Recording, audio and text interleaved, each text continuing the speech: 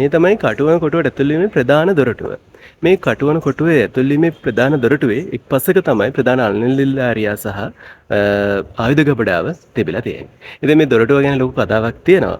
අපේ සිංහලයෝ මේ කටුවන කොටුව යටත් කරගන්නකොට මේ කටුවන කොටුවේ ඉස්සරහා තිබිලා තියෙන ලොකු ගල් උළුවස්සක්. ඒ කියන්නේ ලොකු ශක්තිවත් ద్వාරයක් තිබිලා තියෙනවා. මේ ద్వාරයේ ඒ උළුවස්ස අදටත් මඩුවමිල දිසාවේ විසින් ගලවගෙන ගිහිල්ලා මඩුවමිල දිසාවේගේ මඩුවමිල වලව්වේ සවි කරලා තියෙනවා කියලා ඉතිහාසයේ සඳහන් වෙනවා. ඊට පස්සේ මෙතන තිබුණු මේ අර ප්‍රධාන අල්ල දෙන නිලධාරියගේ කුටියේ තිබිච්ච සීමදිරු කවුල සහ කාලතුවක්කු සබරගමුවේ පළාතේ තියෙන ඇමිටියගොඩ වලව්වේ තැන්පත් කරලා තියෙනවා කියලා අදටත් විශ්වාසයක් තියෙනවා.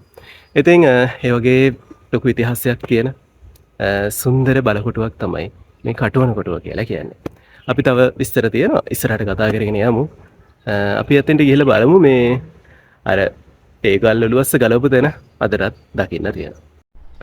මේ තියෙන්නේ අදටත් මඩුවම්බෙල වලව්වේ දකින්න තියෙන කටුවන කොටුවේ තිබුණු ඒ කියන්නේ ප්‍රධාන ඇතුල්වීමේ දොරටුවේ ගලවගෙන ගියපු තැන තමයි මේ දකින්න තියෙන්නේ. මේ තියෙන්නේ මෙතනින් පේන්න තියෙන මේ ගලවපු මේ පාර තමයි මේ උඩට තියෙනකන් පේන්න තියෙන්නේ. මේ තියෙන්නේ මේ එන්න මෙතෙන්ට යනකන් තිබිලා තියෙනවා. ඊට පස්සේ මෙතනින් තිබිලා තියෙන මේ විදිහට ආරුක්කුව.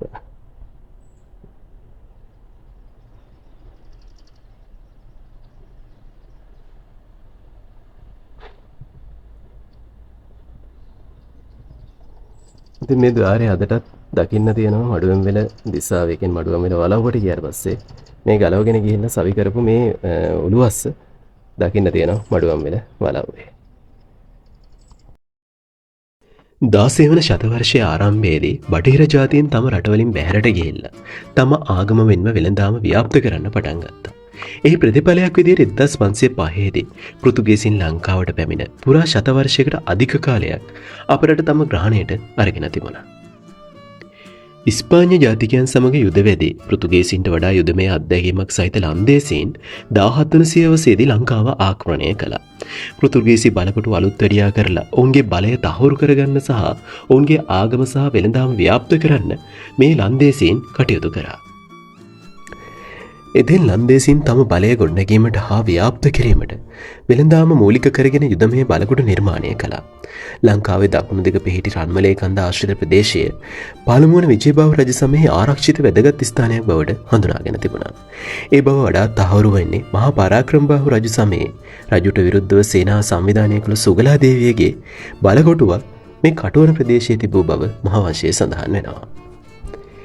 ඒ අනුව මේ ස්ථානයේ වැදගත්කම අවබෝධ කරගත්ත ලන්දේසීන් කටුවන බලකොටුව නිර්මාණය කිරීම ආරම්භ කරා.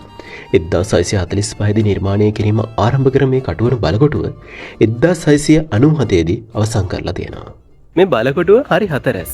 අඩි 150 ප්‍රමාණයෙන් තමයි මේ බලකොටුව නිර්මාණය කරලා තියෙන්නේ විශාල කළුගලේ. හැබැයි මේ බලකොටුවේ එක්තරා මුළු දෙකක්. ඒ කියන්නේ බලකොටුවේ ඊසාන සහ නිරිත දිග මුළු දෙක මෙන්න මේ ආකාරයෙන් නිර්මාණය කරලා තියෙනවා ටිකක් ඈතට වෙන්න. ඒ කියන්නේ උල වගේ නිර්මාණය කරලා තියෙනවා. බලකොටුවේ සාමාන්‍ය විදිහට වඩා පොඩ්ඩක් උළු දෙක වගේ නිර්මාණය කරලා තියෙනවා. මේ නිර්මාණය කරලා තියෙන්නේ බලකොටුවේ කාලතුවක්කු සවි කරන්න. ඒ කියන්නේ මේක බලකොටුවක්නේ. මේ කාලතුවක්කු 12ක් තිබුණා කියලා ඉතිහාසයේ සඳහන් වෙනවා. ඒ බලකොටුවේ කාලතුවක්කු සවි කරන්න තමයි මේ මුළු දෙක ඊසාන දිගටත් නිරත දිගටත් මොන හරි ආරක්ෂිත හේතු නිසා නිර්මාණය කරන්න ඇත්තේ. ඉතින් මේ මුල්ලේ කාලතුවක්කු මේ ආයිනේ දිගේ මෙන්න මේ පේන ටිකේ කාලතුවක්කු 3ක් සහ මේ පැත්තෙන් කාලතුවක්කු 3 බැගින් මේ පැත්තේ 6ක් සහ මේ වගේම ඊට සාපේක්ෂව අනිත් පැත්තේ කියන්නේ මෙන්න මේ පැත්ත කියන්නේ නිරත දිග පැත්ත මේ පැත්තේ කාලතුවක්කු 6ක් සවි කරලා තිබුණා කියලා ඉතිහාසයේ සඳහන් වෙනවා. ඉතින් කාලතුවක්කු යොදලා මේ තරම් බලය ආරක්ෂා කරගන්න ලන්දේසින් සෑහෙන උත්සාහ කරලා තියෙනවා මේ බලකොටුව රැකගන්න. මේ මෙතන පේන්න තියෙන්නේ මේ කටුවන බලකොටුවේ තියෙන ළිඳ. සාමාන්‍ය බලකොටුව ඇතුලේ ජල අවශ්‍යතාවය සපුරා ගන්න මේ ළිඳ නිර්මාණය කරන්න ඇති කියලා හිතෙනවා. ඉතින් මේ ළිඳ නිර්මාණය කරන්න ඇත්තේ දැන් අපි මේක බලකොටුවක්නේ. බලකොටුවක් නිර්මාණය කරනකොට පිටින් යම් කිසි තර්ජනයක් ආවද ඒ කියන්නේ මොනවා හරි ආරක්ෂිත තර්ජනයක් ආවද මේ බලකොටුවේ ඇතුලේ ආරක්ෂාව තහවුරු කරගන්න ඕන. මොකද එළියට ගිහිල්ලා වතුර ගේන්නවත් ඒ එළියට ගිහිල්ලා ඒ අදාළ දේවල් ගේන්නවත් හැකියාවක් නැහැ. ඒ නිසා බලකොටුව ඇතුලේදීම මේ ඉන්න සොල්දාදුවන්ට හරි ඉන්න සේවකයොන්ට ඒ අවශ්‍යතාවයන් සපුරා ගැනීමට සම්පූර්ණ දේවල් සපයාගෙන මේ බලකොටුව ඇතුලේ තියෙනවා. ඉතින් ඒ නිසා තමයි මේ බලකොටුව ඇතුලේ ජල අවශ්‍යතාවය සපුරා ගන්න මේ ලින්ද නිර්මාණය කරන්නේ නැත්තේ. ඉතින් මේ ලින්දත් එක්ක කතාවක් තියෙනවා. සමහරු කියනවා මේ ලින්දත් එක්ක මේ උමම් මාර්ග තියෙනවා කියලා වෙන බලකොටුත් එක්ක සම්බන්ධව. නමුත් මම හිතන්නේ මේ ලින්ද එහෙම සම්බන්ධයක් නැතුව ඇති මේ බලකොටුවේ තියෙන අනන්‍යතාවය සහ මේ බලකොටුවේ තියෙන ආරක්ෂාව සපුරා ගන්න. ඒ කියන්නේ අවශ්‍ය වතුර ජල පාසුකම සපයා ගන්න බලකොටුව ඇතුළේදීම නිර්මාණය කරපු ලින්දක් තමයි මේ තියෙන්නේ. සාමාන්‍යයෙන් අඩි 40ක් විතර ගැඹුරු ලින්දක්. ඒ කාලේ වතුර තියෙන්නද? දැන් නම් වතුර නැහැ. ඉතින් ඔයක තමයි මේ බලකොටුව ඇතුලේ තියෙන මේ ලින්දේ කතාව. ඒ වගේම තව ගොඩක් කතා තියෙනවා. අපි ඉස්සරහට ගිහලා කතා කරමු. තව මොනතරම් ලස්සන කතා මේ බලකොටුවත් එක්ක යෙදලා තියෙනවද? 1761 පෙබරවාරි 6, 7, 8 යන දිනවලදී සිංහල හමුදාව විසින් එල්ල කර මාතර සටනේදී බලකොටුව රැකගන්න ලන්දේසීන්ට හැකියාවක් ලැබුණේ නැහැ. ඒ අතර 1761 දෙවැනි මාසේ 8 වෙනි දින බලකොටුව සිංහල හමුදාව අතට සම්පූර්ණයෙන්ම පත් වුණා.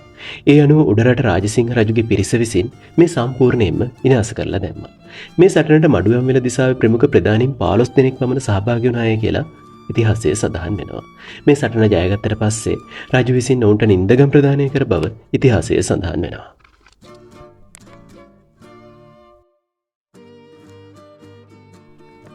එදදා 805 කටුවනදී නැවතත් ඉංග්‍රීසීන් සමග සටනක් ඇති වෙලා තියෙනවා. ඒ සටනත් සිංහල හමුදාව ජයග්‍රහණය කරලා තියෙනවා. ඉතින් කටුවන කියන්නේ සිංහල අපේ ජයග්‍රාහී බලකොටුවක් වගේම ඉතා වැදගත් ඓතිහාසික භූමියක්. පසුකාලීනව විනාශවීම පැවති කටුවන බලකොටුව 1980 පුරාවිද්‍යා ස්මාරකයක් බවට ප්‍රකාශයට පත් කරා.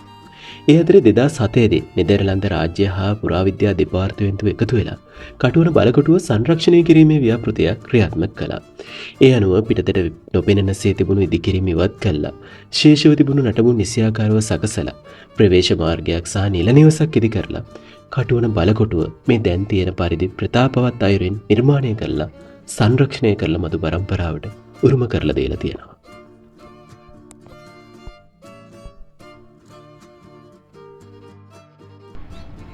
සාමාන්‍යයෙන් අඩි 8ක 10ක විතර ඝනකමක් මේ ප්‍රාකාරයේ තියෙනවා. බලන්නකෝ. සාමාන්‍ය විශාල කණුගල් වලින් නිර්මාණය කරලා තියෙන අඩි 8කට එහා පැත්තේ ලොකු ශක්තිමත් බවකින් මේ ප්‍රාකාරයේ වටේ ප්‍රාකාරය නිර්මාණය කරලා තියෙනවා මේ කොටුවේ.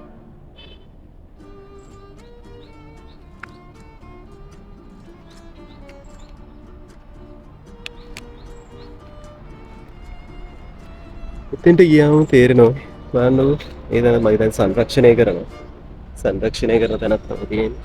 බලන්නකෝ මේව නිර්මාණය කරලා තියෙන මොනතරම් විශාල කළුගලකින්ද කියලා. ඕනම ප්‍රහාරයකට රොතු දෙන්න පුළුවන් විදිහට මේ කළුගල් වලින් ස්ථාන නිර්මාණය කරලා තියෙනවා.